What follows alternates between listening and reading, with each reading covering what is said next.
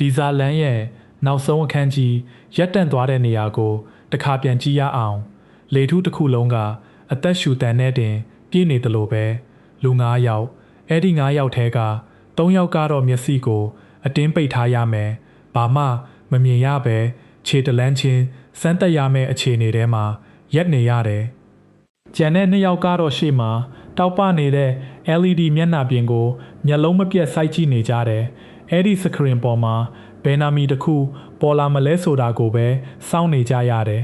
လူတိုင်းရဲ့လယ်မြောင်းထဲမှာအသက်ရှူတန်တွေတောင်ပိတ်ဆို့နေတယ်လို့ပဲပြီးတော့တိတ်ဆိတ်မှုကြီးတဲ့ကနေအတန်တန်ထွက်ပေါ်လာတယ်တေတော့ရေဆိုတဲ့အတန်လေးကရင်ခုန်တန်တွေကိုရက်စေလိုက်တယ်လို့ခံစားရတယ်ဒီမြင်ကွင်းကြီးတစ်ခုတည်းကကြည့်ရှုနေသူတိုင်းရဲ့နှလုံးသားကိုဆွဲငင်ပြီးနောက်အပိုင်းရဲ့တခါဝကိုခွင့်ပြုပေးလိုက်တယ်လို့ပဲဖြစ်နေတယ်ခုချိန်မှာဒီဇက်လန်ကြီးတဲကကျိုးတွေအားလုံးဘယ်စီဥတီနေလဲဆိုတာကိုတစ်ချက်ချင်းပြန်လဲကြည့်ကြရအောင်ထိဘာလို့လဲဆိုတော့ဒီကျိုးတွေကရှင်းရှင်းလင်းလင်းဖြေလို့မရတော့ပဲတင်းကျပ်စွာရစ်ပတ်နေတာမို့လို့ပါနောက်အပိုင်းမှာစပြီးတစ်ခုနောက်တစ်ခုပောက်ကွဲထွက်လာတော့မှတေချာနေတယ်ပထမဆုံးနဲ့အရေးအကြီးဆုံးအချက်ကိုကြည့်ရအောင်ဒီအိမ်ကြီးတစ်လုံးလုံးကိုရက်ပိုင်းအတွင်းတုံလှုပ်စေခဲ့တဲ့အိမ်ထောင်ရေးပြိုကွဲမှုကြီးပါပဲလိမ်များနှစ်ယောက်ကြားကတိုက်ပွဲကြီးကအဆုံးသက်နာကပ်ရောက်နေပြီလို့တချို့ကထင်ကြပေမဲ့တကယ်တမ်းတော့ဒါကတိုက်ပွဲအစ်စ်ရဲ့အစဆိုရင်ပဲပုံမှန်ပါလိမ့်မယ်မိမဖြစ်သူရဲ့တောင်းဆိုမှုကအယမ်းပြက်သားဖြစ်နေတယ်ပိုင်ဆိုင်မှုတွေတဝက်တီတီကိုလက်ဆွဲအရင်သာကွာရှင်းခွင့်ပြုမယ်ဆိုတဲ့သူမရဲ့စကားကအတန်အတိုးအကျယ်ချင်းတော့မြင်မမနေပေမဲ့အတွင်းကခိုင်မာမှုကတော့ရှင်းလို့နေတယ်ယောက်ျားဖြစ်သူကတော့မိဘအမွေကိုတပြားတစ်ချက်မှလက်လွတ်လို့မရဘူးဆိုတဲ့ခံယူချက်နဲ့တရက်တည်းရက်တည်နေတယ်သူ့မျက်နှာပေါ်မှာပြန်ရွေးလို့မရတော့တဲ့တတိတစ်ခုရှိနေသလိုအတွင်းစိတ်ထဲမှာတော့တခုခုကွဲပြားကြောက်လန့်နေသလိုလဲခံစားရတယ်အဲ့ဒါဒီနေ့ယောက်ျားမှာတကယ်တော့အနစ်နာခံဆုံးကသူတို့ရဲ့သားလေးပဲသူ့အသက်ငယ်လေးထဲမှာဒီလောက်ကြီးမားတဲ့ဝင်ထုတ်ဝင်ပိုးကိုတည်ဆောင်ရမယ်ဆိုတာကိုသူ့ကိုယ်သူသိနေရဲ့လားသားကြီးရဲ့အနာဂတ်ကနောက်အပိုင်းမှာအကြီးမားဆုံးမေးခွန်းတွေတဲကတခုအဖြစ်ပေါ်ထွက်လာဖို့တေချာနေပါတယ်သားကြီးအတွက်ဖေနဲ့မေတယောက်စီရှိမှဖြစ်မှာပေါ့ဆိုတဲ့စကားတန်ကိုကြားလိုက်ရတော့ကကြည့်ရှုသူတိုင်းရဲ့ရင်ထဲမှာလှိုင်းတခုံဖြစ်သွားခဲ့ကြတယ်အဲ့ဒီစကားကရိုးရှင်းနေပေမဲ့အနက်ကတော့နှက်လွန်းလာတယ်ဒါကြောင့်နောက်အပိုင်းမှာသားကြီးဟာမိဘနှစ်ပါးကြားကရွေးချယ်စရာတစ်ခုကိုရင်ဆိုင်ရဖို့အလားအလာရှိနေတယ်ဒါမှမဟုတ်ရင်လည်းသူ့ရဲ့တိတ်ဆိတ်နေမှုကိုယ်တိုင်ကပဲမိဘနှစ်ပါးရဲ့နှလုံးသားတွေကိုတခါတည်းလှုပ်ခတ်သွားစေနိုင်တယ်တခါတလေစကားတစ်လုံးမှမပြောတတ်တဲ့ကလေးတစ်ယောက်ရဲ့မျက်ရည်တစ်ဆက်ကစကားတစ်ထောင်ထက်ပိုပြီးအားကြီးတတ်တယ်ဆိုတာကိုဒီဇာလန်ကထက်ခါတက်သေးပြနေပါတယ်ဒါဆိုရင်သားကြီးရဲ့ဘဝဟာနောက်အပိုင်းကနေစပြီးဘယ်လိုတွေပြောင်းလဲသွားနိုင်မလဲလို့တွေးကြည့်ရအောင်ဖြစ်နိုင်ခြေတစ်ခုအနေနဲ့ကတော့မိဘနှစ်ပါးရဲ့ရန်ဖြစ်တန်တွေကြားမှာသူဟာကိုယ့်ဘာသာကိုစိတ်ငြိမ်တဲ့ကဘာလေးတစ်ခုကိုတိဆောက်လာဖို့များတယ်တယောက်တည်းအခန်းတစ်ခုထဲမှာထိုင်ကပြင်ပကအတန်တွေကိုနားမထောင်ဘဲနေနိုင်စွမ်းရှိတဲ့ကလေးတစ်ယောက်ဖြစ်လာအောင်သူကိုယ်တိုင်ကလေးလေ့ကျင့်ပေးနေရတယ်လို့ပဲအဲ့ဒီအချိန်စီသူ့စီကိုရောက်လာနိုင်တဲ့နှွေးထွေးမှုတစ်ခုကသူ့ရဲ့ဘဝလမ်းကြောင်းတစ်ခုလုံးကိုပြောင်းလဲစေနိုင်တယ်ဒါမှမဟုတ်ရင်သူဟာမိခင်ဘက်ကရက်တီပြီးဖခင်ကိုတခါတည်းမျက်နှာလွဲသွားနိုင်တယ်အဲ့ဒီအချိန်ဆိုရင်ဖခင်ဖြစ်သူအတွက်အကြီးမားဆုံးဆုံးရှုံးမှုတစ်ခုဖြစ်လာမှာဖြစ်ပြီးသူ့ရဲ့မိမတစ်နဲ့ပတ်သက်တဲ့ဆုံးဖြတ်ချက်တွေကိုပါပြန်လည်စဉ်းစားမိလာဖို့ဖြစ်နိုင်တယ်ဒီအိမ်ထောင်ရေးပြိုကွဲမှုရဲ့နောက်ဆက်တွဲဒဏ်ရာတွေကတားကြီးတယောက်တည်းမှာရက်တက်နေမှာမဟုတ်ဘူးဒီအိမ်ကြီးတဲကလူတိုင်းစီကိုပြန့်နှံ့သွားဖို့ရှိတယ်မိသားစုဆိုတဲ့အဆောက်အဦကြီးကအုတ်တစ်ချက်ကျွတ်ရင်ကြံတဲ့အုတ်တွေပါရင်းရိုင်တက်တယ်ဆိုတာကိုဒီဇက်လန်ကနောက်အပိုင်းမှာပြသလာမဲ့အလားအလာရှိတယ်ပြီးတော့ဒီအိမ်ထောင်ရေးဆက်ကြောင်းထဲမှာပောက်ကွဲဖို့အသင့်ဖြစ်နေတဲ့နောက်ထပ်အချက်တစ်ခုလည်းရှိပါသေးတယ်အဲ့ဒါကတော့ယောက်ျားဖြစ်သူရဲ့ဘေးမှာရက်တည်နေတဲ့မိန်းမသစ်ပါပဲခင်ဗျားထက်ဒီအမျိုးသမီးကကျုပ်ကိုပိုကယူးဆိုင်တယ်ဆိုတဲ့ပြချက်တစ်ခုတည်းနဲ့ဇနီးဟောင်းကိုဘေးဖယ်ပြီးရွေးချယ်လိုက်တဲ့ဒီအမျိုးသမီးရဲ့တကယ်ရည်ရွယ်ချက်ကနောက်အပိုင်းမှာ တဖြည်းဖြည်းချင်းပေါ်လွင်လာဖို့ရှိတယ်။သူမရဲ့ချစ်စရာကောင်းတဲ့အပြုံးလေးတွေရဲ့နောက်ွယ်မှာဒီအိမ်ကြီးရဲ့ပိုင်ဆိုင်မှုတွေကိုမျက်စိကျနေတဲ့အရေးအယောင်တွေရှိနေတယ်လို့တန်တရားဝင်နေသူတွေလည်းရှိနေတယ်။ဒါကြောင့်လာမယ့်အခန်းမှာဒီမိမသစ်နဲ့ပတ်သက်တဲ့တန်တရားတွေမကျေနပ်မှုတွေကအိမ်ထဲမှာတဖြည်းဖြည်းကြီးထွားလာဖို့များပါတယ်။တစ်ချိန်တည်းမှာပဲဇနီးဟောင်းဘက်ကိုကြီးစုသူတွေရဲ့နှလုံးသားရောက်သွားတာကတော့တဘာဝကျပါတယ်။ဒါပေမဲ့ဒီလိုဇက်လန်းမျိုးတွေမှာတနာစရာဇက်ကောင်ကအမြဲတမ်းအနိုင်မရဘူးဆိုတာကိုလည်းသတိထားသင့်ပါတယ်။တခါတလေတနာစရာဇက်ကောင်ပါပဲကနောက်ဆုံးမှအသက်မဆုံးဖြစ်လာတတ်တယ်။သူမရဲ့နှိမ်ချမှုနဲ့စိတ်ရှည်မှုကနောက်အပိုင်းတွေမှာတခြားသူတွေမမျှော်လင့်တဲ့နီးလန်းတွေနဲ့ပြန်အားကောင်းလာနိုင်တယ်။ဒီဇက်လန်းကအားနည်းတယ်လို့ထင်ရသူကိုနောက်ဆုံးမှာအပြင်းထန်ဆုံးဖြစ်လာစေတတ်တဲ့ပုံစံမျိုးနဲ့ရေးဖွဲ့ထားတတ်တယ်ဆိုတာမမေ့သင့်ပါဘူး။ဒါပေမဲ့ဒီဇက်လန်းကြီးကဒီအိမ်ထောင်ရေးတစ်ခုတည်းနဲ့မပြီးပါဘူး။ချီမြင်တစ်ချောင်းချင်းစီကရွတ်ပတ်နေပြီးအဲ့ဒီချီမြင်တွေအားလုံးကနောက်အပိုင်းမှာဘယ်လိုတွေဆက်ဆက်သွားမလဲဆိုတာကိုစောင့်ကြည့်ရဦးမှာပဲ။အထူးသဖြင့်ဒီအိမ်ကြီးတဲကသားမီးနဲ့ယောက်ျားကဆက်သွယ်မှုကတဖြည်းဖြည်းအေးခဲလာနေတဲ့ဆိုတာကြည့်ရှုသူတိုင်းခံစားမိနေပြီ။သားဖြစ်သူရဲ့မျက်လုံးထဲမှာအဖေအပေါ်ထားတဲ့ယုံကြည်မှုတွေလျော့ပါလာတာကိုမြင်ရမယ့်အခိုက်အတန့်တွေနောက်အပိုင်းမှာရှိလာနိုင်တယ်။ဒါကဒီအိမ်ထောင်ရေးပြိုကွဲမှုရဲ့နောက်ဆက်တွဲအကျိုးဆက်တွေဘယ်လောက်အထိနှက်ဆိုင်လာမလဲဆိုတာကိုပြသနေတာပါပဲ။အဖေကမိသားစုကိုဦးစားမပေးတော့တဲ့အပြုအမူတွေဆက်ပြရင်သားဖြစ်သူက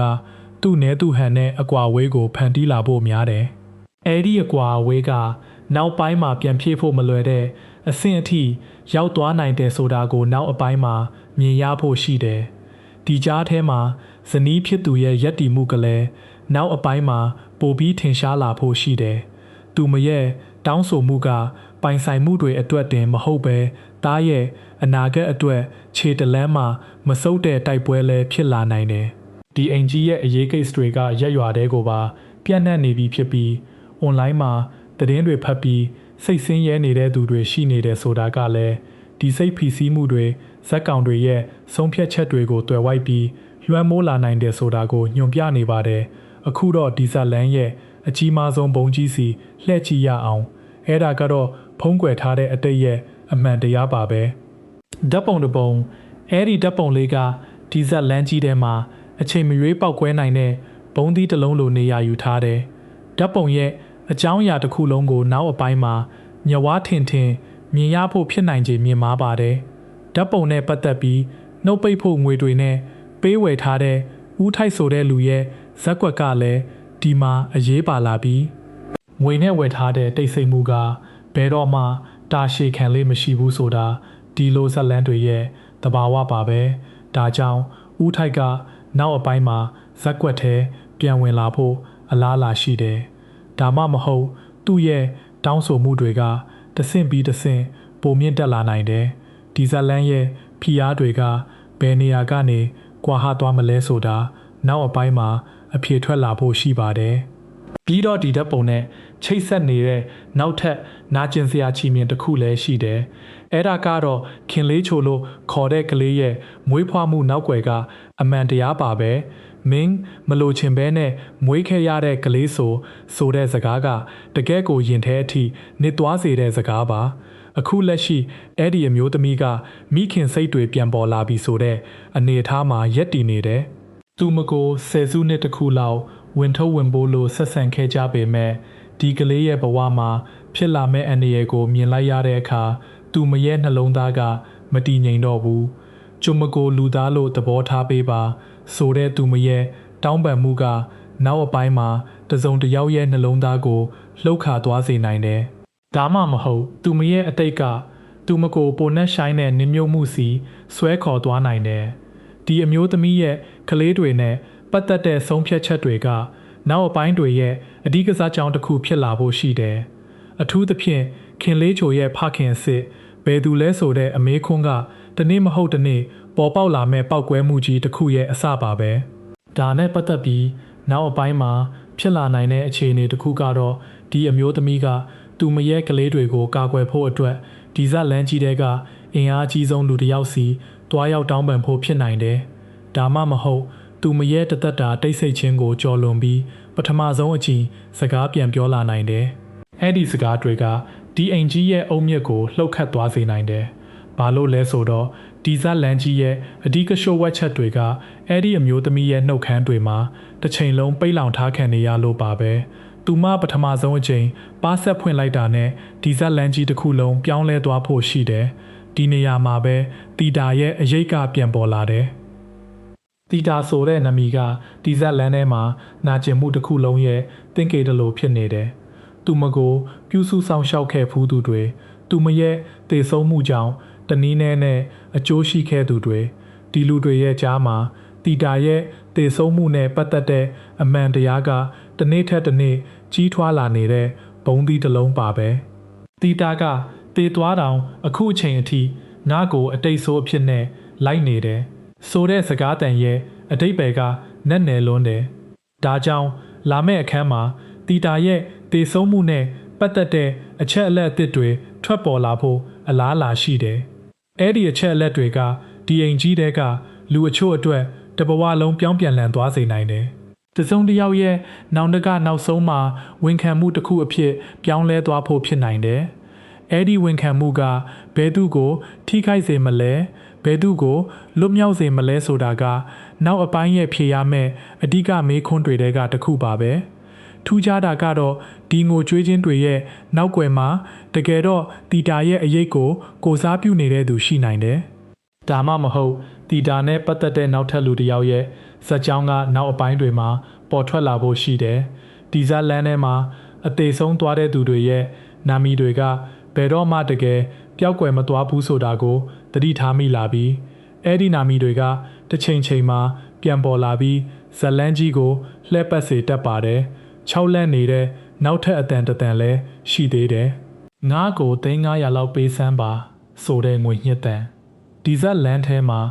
တစုံတစ်ယောက်ရဲ့အကြီးမားဆုံးရှို့ဝက်ချက်ကိုတည်ထားတဲ့သူတစ်ယောက်ရှိနေပြီးအဲ့ဒီသူကဒီရှို့ဝက်ချက်ကိုငွေအဖြစ်ပြောင်းလဲဖို့စ조사နေတယ်။နောက်အပိုင်းမှာဒီငွေညှစ်မှုကအောင်မြင်သွားနိုင်တယ်လို့ပြောင်းပြန်လဲဖြစ်နိုင်တယ်။ငွေပေးချေမှုကိုညှင်းဆန်လိုက်တဲ့အခါဒီလျိုဝက်ချက်ကပိုကြီးမားတဲ့နီးနဲ့ပောက်ကွဲထွက်လာနိုင်တယ်။ဒါမှမဟုတ်ဒီလျိုဝက်ချက်ကိုတီးတဲ့သူကနောက်ထပ်တစ်ယောက်ထပ်ပေါ်လာပြီးအခြေအနေတစ်ခုလုံးပိုရှုပ်ထွေးသွားနိုင်တယ်။ဒါပေမဲ့ဒီဇက်လန်ရဲ့ပြဿနာတွေကတခုတည်းမရက်တော့ပဲအချင်းချင်းချိတ်ဆက်နေတယ်ဆိုတာကိုတော့သတိပြုမိလာပြီးတီတာရဲ့ဇက်ကြောင်းနဲ့လည်းချိတ်ဆက်နေနိုင်တယ်။ဒီလိုချိတ်ဆက်မှုတွေအားလုံးကနောက်အပိုင်းမှာရှင်းရှင်းလင်းလင်းပေါ်လာဖို့ရှိပါတယ်။ဒီငွေဟစ်သူရဲ့တကယ်မျက်နှာကဘဲသူမျက်နှာလဲဆိုတာနောက်အပိုင်းမှာပေါ်လာဖို့ရှိတယ်။ဒီလောက်နဲ့ရှိုင်းတဲ့ရှိုးဝက်ချက်ကိုသိနေတဲ့သူကဒီဇက်လန်ထဲကတစုံတစ်ယောက်နဲ့အရန်နီးကပ်နေသူဖြစ်လာဖို့များတယ်။ဘိုလပ်သမီးတွေကိုအကုန်ပြောလိုက်မယ်ဆိုတဲ့ချင်းချောက်မှုကလည်းနောက်အပိုင်းမှာအကောင့်ထဲပေါ်လာဖို့ရှိတယ်။အဲ့ဒီအခါဒီအိမ်ကြီးထဲကသားသမီးတွေအားလုံးရဲ့အမြင်တွေကတခါတည်းပြောင်းလဲသွားနိုင်တယ်။အဖေအပေါ်ထားတဲ့ယုံကြည်မှုတွေကကွဲအပ်သွားဖို့မိခင်အပေါ်ထားတဲ့အမြင်တွေကနှွေးထွေးလာဖို့ဖြစ်နိုင်တယ်။ဒါပေမဲ့အဲဒီလိုဖြစ်လာဖို့ဆိုရင်အတိတ်ရဲ့အမှန်တရားကိုဘယ်သူကအရင်ဆုံးပြောဖို့ဆုံးဖြတ်မလဲဆိုတဲ့အချက်ပေါ်မှာအများကြီးမူတည်နေပါတယ်။ဒီကြားထဲမှာဒီဇက်လန်ရဲ့နောက်ထပ်အရေးကြီးတဲ့စင်မြင့်တစ်ခုစီရောက်လာတယ်။အဲ့ဒါကတော့အလူနေကြီးပါပဲ။ဒီဇက်လန်ထဲမှာအလူနေဆိုတာလူတွေအားလုံးတနေရာထဲမှာစုဝေးရတဲ့နေ့တစ်နေ့ပါပဲ။မမီလို့ခေါ်တဲ့သူကအလူနေကိစ္စနဲ့ပတ်သက်ပြီးနီးနေစိတ်ရှုပ်နေတယ်။ဒီလိုစိတ်ရှုပ်မှုလေးတွေကနောက်အပိုင်းမှာဘာတွေဆက်ဖြစ်လာမလဲဆိုတဲ့အရေးအယောင်ဖြစ်နိုင်တယ်။အလူနေမှာလူတွေအားလုံးစုစည်းမိတဲ့အခါရှောင်လွဲနေတဲ့မျက်လုံးတွေပြုံးနေတဲ့ကြားကတင်းမာမှုတွေဒီအားလုံးကအမှန်တရားတစ်ခုရဲ့ရှေ့ပြေးလက္ခဏာတွေဖြစ်နိုင်တယ်။ဒါကြောင့်အလူနေကြီးကနောက်အပိုင်းရဲ့ဒါမှမဟုတ်နောက်နှစ်အပိုင်းရဲ့အဓိကစင်မြင့်ကြီးဖြစ်လာဖို့ဖြစ်နိုင်တယ်။အဲ့ဒီစင်မြင့်ပေါ်မှာဘယ်သူရဲ့မျက်နှာဖုံးကကွာကြမလဲဘယ်အမှန်တရားကအားလုံးရဲ့ရှေ့မှာပောက်ကွဲမလဲဆိုတာကိုစောင့်ကြည့်ရဦးမှာပါပဲ။ဒီအိမ်ကြီးတစ်ခုလုံးရဲ့စီးလုံးမှုကပြိုကွဲဖို့နီးကပ်နေပြီ။ဒယ်ဒီရဲ့မိသားစုကခွဲသွားတော့မလားဆိုတဲ့စိုးရိမ်မှုကစကားတခွန်းတည်းနဲ့မပြီးတဲ့နာကျင်မှုတစ်ခုပါပဲ။ဒီစိုးရိမ်မှုက နောက်အပိုင်းမှာတကယ်အဖြစ်အပျက်တစ်ခုအဖြစ်ပြောင်းလဲသွားနိုင်သလိုနောက်ဆုံးအခိုက်အတန့်မှာတစုံတစ်ယောက်ရဲ့အမှန်တရားကြောင့်ရပ်တန့်သွားဖို့လည်းဖြစ်နိုင်တယ်။ရွှေပုံရဲ့မိသားစုကလည်းသမီးဖြစ်သူနဲ့ပတ်သက်ပြီးပျော်ကွဲရတော့မလားဆိုတဲ့အနေအထားမှာရှိနေတယ်။ချစ်ချင်းတရားတွေပျော်ကွဲလူနီးပါးဖြစ်နေတဲ့ဒီဇက်ကွက်တွေကနောက်အပိုင်းမှာပိုနဲ့ဆိုင်တဲ့နာကျင်မှုတွေစီဥတီဖို့များတယ်။ဒါပေမဲ့ဒီဇက်လန်ကပျော်ရွှင်တဲ့အဆုံးသက်တွေကိုအလွယ်တကူမပေးတတ်ဘူးဆိုတာကိုတော့သတိထားသင့်ပါတယ်။ဒီနေရာမှာပဲလေတော်ရဲ့အကြောင်းပြန်ပေါ်လာတယ်။လေတော်ရဲ့ဉာဏ်မရှိတဲ့လောက်ရက်တွေကြောင့်ဘဝတွေပျက်စီးသွားတဲ့ဆိုတဲ့စကားကကြည့်ရှုသူတွေရဲ့မှတ်ဉာဏ်ထဲမှာကြံခဲ့ပြီးသားပါပဲ။ဒါကြောင့်နောက်အပိုင်းမှာလေတော်ဟာသူ့လောက်ရက်တွေရဲ့အကျိုးဆက်ကိုရင်ဆိုင်ရဖို့အရန်နီးကပ်နေပြီလို့ယူဆရတယ်။ဒီလိုဇက်ကောင်မျိုးကတခါတလေနောက်ဆုံးမှာပြောင်းလဲဖို့အခွင့်အရေးတစ်ခုရတတ်တယ်။ဒါပေမဲ့အဲ့ဒီပြောင်းလဲမှုကအရင်ဆုံးကြီးမားတဲ့ဆုံးရှုံးမှုတစ်ခုကိုဖျက်ကျော်ရတတ်တယ်။လေတော်အတွက်လည်းအဲ့ဒီလိုပဲဖြစ်လာဖို့များတယ်။သူ့ရဲ့အတိတ်ကအမားတွေကနောက်အပိုင်းမှာသူ့စီပြန်လာဖို့တေချာတဲ့လောက်ပါပဲ။တစ်ချိန်တည်းမှာပဲမောင်နှမရင်ချာတွေကြားကအကွဲကြောင်းကလည်းပိုကျလာနိုင်တယ်။ကိုမင်းနဲ့ငါကမောင်နှမရင်ချာတွေပဲဒီမိမအတွက်ကြောင့်ဆိုတဲ့စကားရဲ့နောက်ွယ်မှာအချစ်ရောအညိုးရောထွေးနေတဲ့နှလုံးသားတွေရှိနေတယ်။ဒီဇက်လန်တွေရဲ့သဘောအရပြင်ပအန်ဒီရကပိုကြီးလာတဲ့အခါမောင်နှမတွေကပြန်ပေါင်းစည်းတတ်ကြတယ်။ဒါကြောင့်နောက်အပိုင်းမှာဒီအချက်ကအဓိကအလဲအပြောင်းတစ်ခုဖြစ်လာဖို့စောင့်ကြည့်တင်တယ်။ဒီအိမ်ကြီးထဲမှာနောက်ထပ်တိတ်ဆိတ်တဲ့အင်အားစုတစ်ခုလည်းရှိတယ်။နန္နာကိုနန္နာဘာဖြစ်နေတာလဲဆိုတဲ့စကားတန်တဲ့အတူပေါ်လာတဲ့ဒီဇက်ကောင်ကနောက်အပိုင်းမှာပို့ပြီးအရေးပါလာဖို့ရှိတယ်။အထူးသဖြင့်သားကြီးနဲ့ပတ်သက်တဲ့ဇက်ကွက်ထဲမှာနန္ဒာရဲ့အခန်းကဏ္ဍကအရေးကြီးလာနိုင်တယ်။သားကြီးကိုဘယ်သူကဘယ်လိုစောင့်ရှောက်မလဲဆိုတာကနောက်အပိုင်းတွေရဲ့နှလုံးသားဇက်ကြောင့်ဖြစ်လာဖို့အလားအလာရှိတယ်။ဒီဇက်လန်းထဲမှာလူတိုင်းရဲ့စစ်မှန်တဲ့မျက်နှာကတဖြည်းဖြည်းချင်းပေါ်လာမှာပါပဲ။အငြိမ်ဆုံးပုံရတဲ့သူကတခါတရံအန်ဒီရဲ့အများဆုံးလဲဖြစ်နေတတ်တယ်။ဒီဇက်လန်မျိုးမှာနောက်ဆုံးအထိတိတ်ဆိတ်နေတဲ့သူကတကယ်တော့ဇက်လန်တစ်ခုလုံးရဲ့တောချက်ဖြစ်နေတတ်တယ်ဆိုတာမမေ့သင့်ပါဘူး။အခုတော့ဒီဇက်လန်ရဲ့နောက်ဆုံးအခန်းမှာဖွင့်ပြခဲ့တဲ့အကြီးမားဆုံးဥခုံကြီးစီပြန်လာကြရအောင်။လူ9ယောက်3ယောက်ကတော့မျက်စိမိတ်ထားရမယ်။ကျန်တဲ့2ယောက်ကတော့ LED မျက်နှာပြင်ပေါ်မှာပေါ်လာမဲ့အရာကိုအခြေခံပြီးဆုံးဖြတ်ရမယ်။ဒါကပါလဲဆိုတာနောက်အပိုင်းမှာရှင်းရှင်းလင်းလင်းမြင်ရတော့မှာပါပဲအခုလက်ရှိရရှိထားတဲ့အချက်အလက်တွေရတော့ဒါကရေကူလို့ခေါ်တဲ့နေရာမှာဖြစ်ပွားမဲ့အသက်နဲ့လဲပြီးကစားရတဲ့အလက်အပြောင်းကြီးတစ်ခုလို့ယူဆရတယ်9ယောက်ထဲမှာဘယ်သူတွေပါဝင်မလဲဆိုတာကနောက်အပိုင်းရဲ့အစောပိုင်းမှာဖော်ပြလာဖို့များတယ်ဒီဇလန်တစ်လျှောက်ပေါ်လာခဲ့တဲ့ဇက်ကောင်တွေရဲ့အနေအထားကိုကြည့်ရင်ဒီ9ယောက်ဟာဒီဇလန်ရဲ့အဓိကဇက်ကောင်ကြီးတွေနဲ့တနင်းနီးနဲ့ဆက်နေသူတွေဖြစ်လာဖို့ဖြစ်နိုင်တယ်။ LED မျက်နှာပြင်ပေါ်မှာနာမည်တစ်ခုနဲ့နှလုံးသားသင်္ကေတပေါ်လာပြီးအဲ့ဒီနာမည်ပါတဲ့သူကရှေ့ကိုတလန်းရမယ့်အနေအထားမျိုးဖြစ်နိုင်တယ်။ဒါမှမဟုတ်ဒီဂိမ်းရဲ့စီးမြင့်တွေကပိုဆိုးရွားနိုင်တယ်။ရှုံးတဲ့သူကအသက်အန္တရာယ်နဲ့ရင်ဆိုင်ရမယ့်အနေအထားအထိရောက်သွားနိုင်တယ်။ငါဒီနေရာမှာတည်သွားရင်လဲတည်တော့မယ်ဆိုတဲ့ရေကူရဲ့စကားက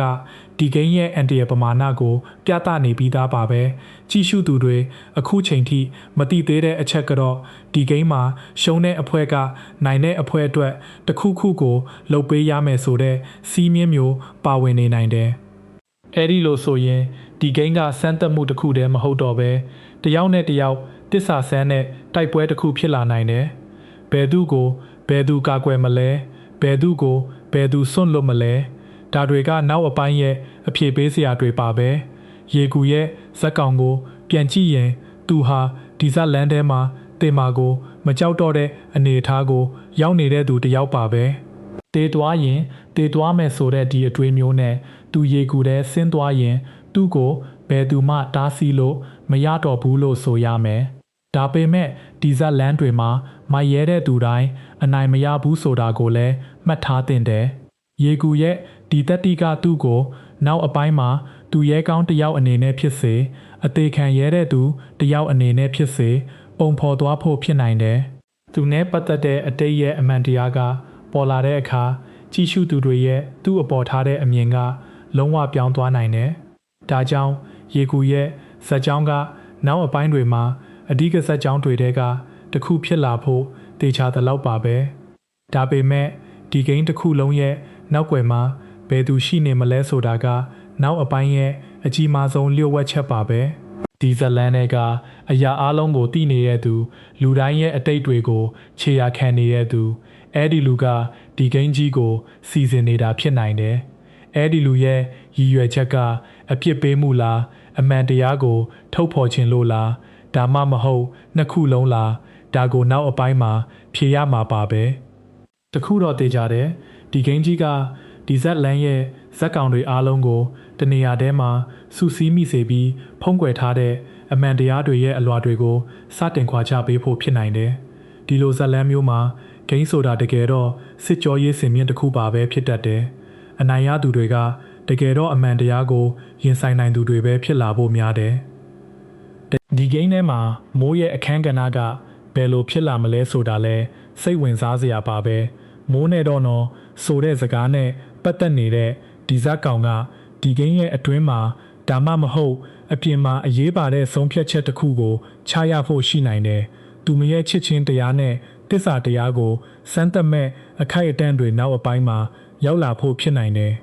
ဒီဇလန်မှာလူတိုင်းရဲ့တစ္ဆာစမ်းသပ်မှုကသူတို့ရဲ့အတိတ်နဲ့ဆက်နွယ်နေတတ်တယ်မိုးရဲ့အတိတ်ကဘာတွေကိုဖုံးကွယ်ထားလဲဆိုတာကနောက်ပိုင်းအခန်းတွေရဲ့အဓိကပေါက်ကွဲမှုတစ်ခုဖြစ်လာဖို့အလားအလာရှိတယ်။အဲဒီလိုပဲဒီဇလန်ရဲ့အချစ်စာကြောင်းတွေကနောက်အပိုင်းမှာပိုရှုပ်ထွေးလာဖို့မျှော်လင့်ရတယ်။အချစ်တွေကခိုနားရဖြစ်လာမလား။နောက်ထပ်နာကျင်မှုရဲ့အရင်အမြင့်ဖြစ်လာမလား။ဒါကိုမျက်ခြေမပြတ်စောင့်ကြည့်ရဦးမှာပါပဲ။အခုတော့ဒီဇလန်ကြီးကနောက်အပိုင်းကနေစပြီးအမှန်တရားတွေရဲ့အခန်းထဲကိုဝင်ရောက်သွားဖို့ဖြစ်နိုင်တယ်။ဖုံးကွယ်ထားတာတွေအကုန်လုံးတစ်ခုပြီးတစ်ခုပေါ်ပေါက်လာဦးမှာပါပဲ။အဲဒီမှန်တရားတွေကတချို့ဇက်ကောင်တွေအတွက်လွတ်မြောက်ခြင်းဖြစ်နိုင်တယ်လို့တချို့အတွက်တော့ပြတ်သိမ်းခြင်းဖြစ်လာနိုင်တယ်။ဒီဇက်လန်ကြီးရဲ့နှလုံးသားကဒီနေရာမှာပဲရှိနေပါတယ်။နောက်ဆုံးမေးခွန်းတွေကိုပြန်ကြည့်ရအောင်။ရေကူထဲဆင်းသွားတဲ့လူ9ယောက်ထဲကဘယ်နှစ်ယောက်အသက်ရှင်ပြီးပြန်ထွက်လာမလဲ။ LED မျက်နှာပြင်ပေါ်မှာပထမဆုံးပေါ်လာမဲ့နာမည်ကဘယ်သူအမည်လဲဒီဂိမ်းကြီးကိုအဆုံးစွန်အထိကြီးနေတဲ့သူကဒီဇက်လန်တွေကဘယ်သူလဲချစ်ရတဲ့သူတွေကိုကာကွယ်နိုင်ဖို့ဆုံးဖြတ်ချက်တွေချဖို့နီးကပ်နေတဲ့ဇက်ကောင်တွေရဲ့ရွေးချယ်မှုတွေကသူတို့ရဲ့ကံကြမ္မာကိုသာမကဒီဇက်လန်ကြီးတစ်ခုလုံးရဲ့ဥတီယာကိုပါပြောင်းလဲစေနိုင်တယ်။ဒါတွေအားလုံးရဲ့အဖြစ်ကနောက်အပိုင်းမှာစတင်ပေါ်လာဖို့တေချာပါတယ်။ဒါပေမဲ့ဒီလောက်အထိလိုက်ပါကြည့်ရှုခဲ့တဲ့ဒီဇက်လန်ကြီးရဲ့အဆုံးသက်ကိုမျက်ဝါးထင်ထင်မြင်ရဖို့စိတ်ရှည်ရှည်နဲ့စောင့်ကြည့်ရဦးမှာပါပဲ။ဘာလို့လဲဆိုတော့ဒီဇက်လန်ကြီးကနောက်ထပ်လှည့်ကွက်တွေအများကြီးကြံနေသေးလို့ပါပဲ။